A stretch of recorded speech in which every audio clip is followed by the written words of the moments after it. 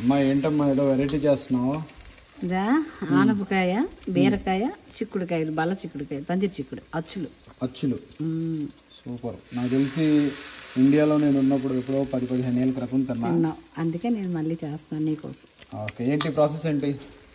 ఇదే కొంచెం బియ్యం, 1 కప్పు బియ్యం నానపెడతాం.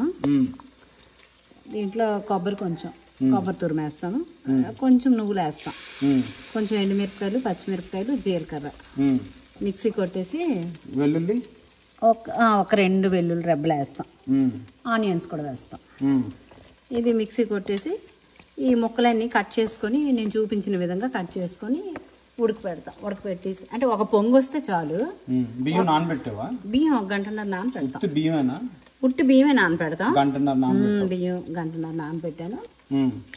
ఆ తర్వాత ఈ ముక్కలు నేను చూపించిన విధంగా కట్ చేసుకొని ఉడకబెట్టి వాడు తీసి ఒక పక్కన పెట్టుకొని ఆ ముద్దలోన ఈ అచ్చులన్నీ ముక్కలు ముంచేసి ఇలా నేను వేసిన ప్రకారం వేస్తాం.